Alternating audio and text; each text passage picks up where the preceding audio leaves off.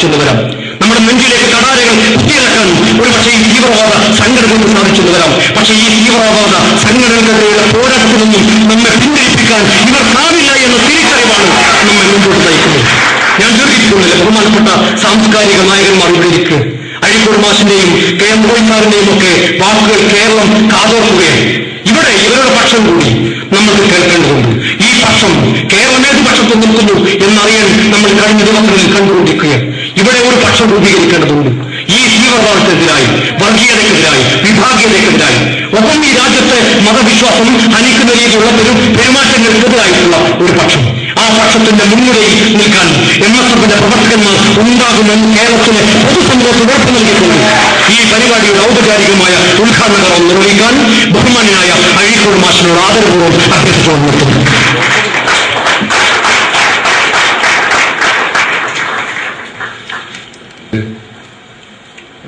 ഈ മഹാസമ്മേളനത്തിൽ അധ്യക്ഷനായിട്ടും പ്രഭാഷകരായിട്ടും പങ്കെടുക്കുന്ന എൻ്റെ എല്ലാ ബഹുമാന്യ സുഹൃത്തുക്കൾക്കും സദസ്സിലുള്ള യുവാക്കളായ ഈ അംഗങ്ങളായിട്ടുള്ള എല്ലാ ശ്രോതാക്കൾക്കും എൻ്റെ സ്നേഹപൂർവമായ വന്ദനം.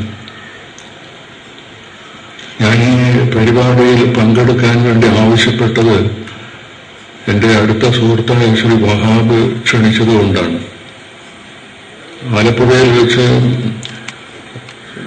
യുവവിദ്യാർത്ഥികളുടേതായ ഒരു യോഗമുണ്ട്, അതിൽ പങ്കെടുക്കണം എന്ന് പറഞ്ഞപ്പോൾ അവർക്ക് പ്രസംഗം കേൾക്കാൻ ആഗ്രഹമുണ്ട് എന്നുകൂടെ പറഞ്ഞപ്പോൾ ഞാനതൊരു വലിയ പ്രശംസയായിട്ട് എടുക്കുകയുണ്ടായി.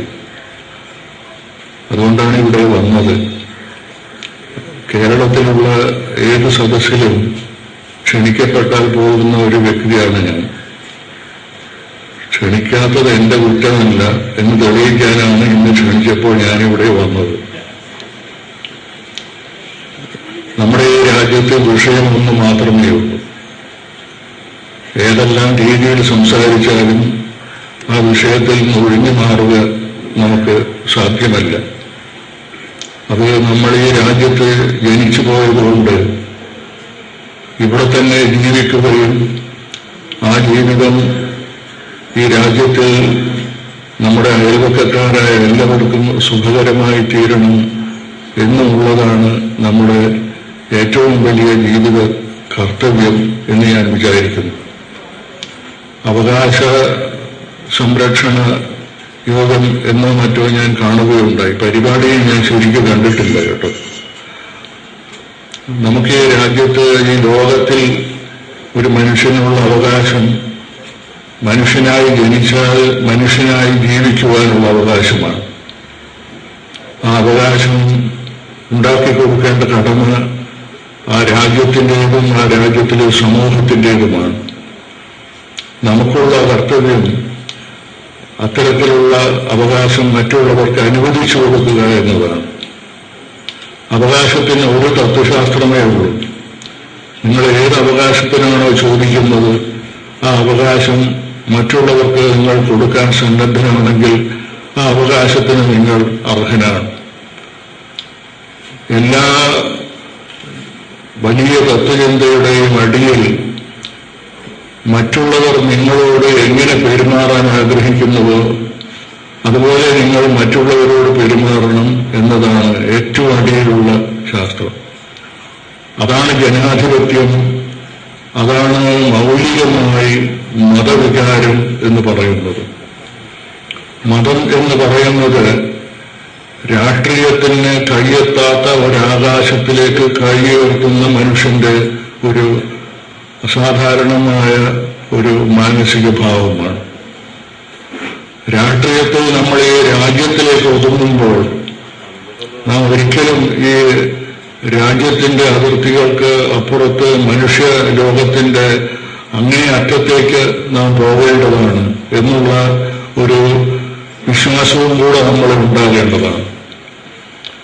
നമ്മളിപ്പോൾ ഈ ഒരു അടുത്ത കാലത്ത് ഇന്ത്യയിലെ മഹാനായ കവിയായ രവീന്ദ്രനാഥ ടാഗോറിന് നോബൽ സമ്മാനം കിട്ടിയ ഗീതാഞ്ജലിയുടെ ശതാബ്ദി ആഘോഷിക്കുകയാണ്.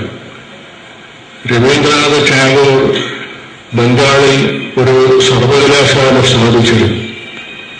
അതിൻ്റെ പേര് വിശ്വഭാരതി എന്നാണ്.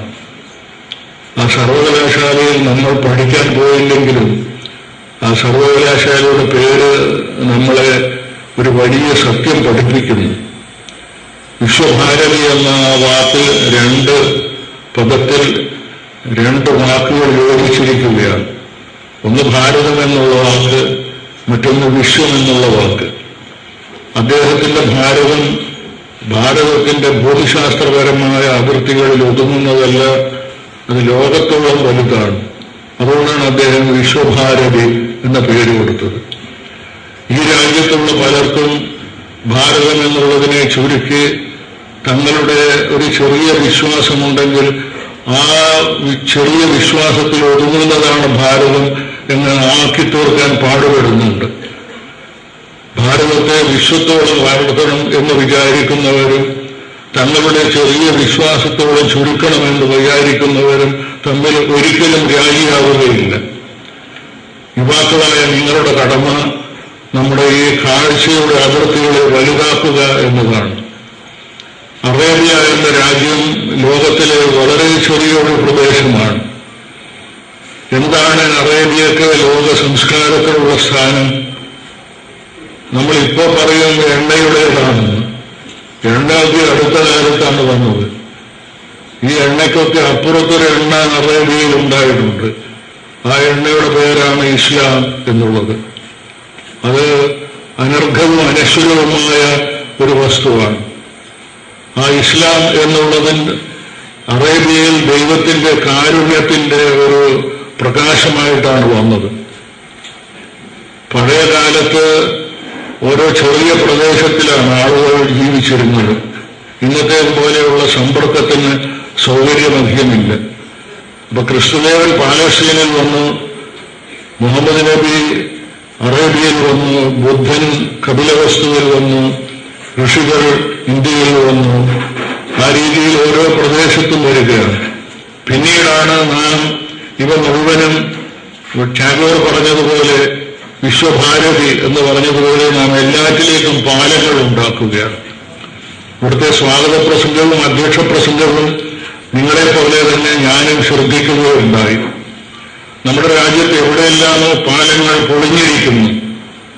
അധ്യക്ഷ പ്രസംഗത്തിൽ നിങ്ങളോട് ചെയ്ത ആഹ്വാനം നിങ്ങൾ സന്തോഷത്തോടും അതുപോലെ തന്നെ ആവേശത്തോടും കൂടെ സ്വീകരിച്ച ആഹ്വാനം ഈ പാലങ്ങൾ പുനഃസൃഷ്ടിക്കുക എന്ന് പറഞ്ഞപ്പോഴാണെങ്കിൽ ലോകത്തിൽ രണ്ടു തരം ആളുകളുണ്ട്.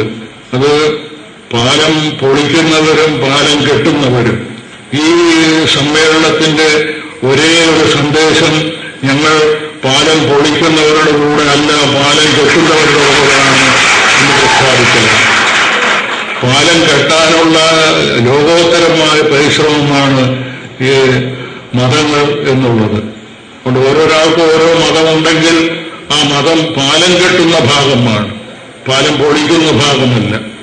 പക്ഷെ കുറെ വർഷങ്ങൾക്ക് മുമ്പ് ഇന്ത്യയിൽ 5-10-18 കൊല്ലം മുമ്പ് ഒരു പള്ളി പൊളിക്കണമെന്നുള്ള ഒരു ആഹ്വാനം ഉണ്ടായിരുന്നു. ബാബറി മസ്ജിദ് പൊളിക്കണമെന്ന്.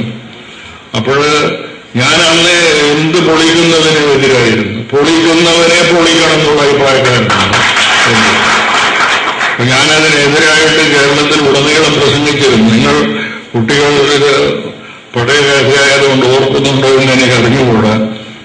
അപ്പോൾ ഇവർക്ക് എനിക്ക് അവരുടെ കൂടെ അല്ല എന്ന് കാണുമ്പോൾ അവർക്ക് ഒരു ഭാഷയേ ഉള്ളൂ. അത് കൊല്ലുക, നശിപ്പിക്കുക എന്നുള്ള ഭാഷയാണ്.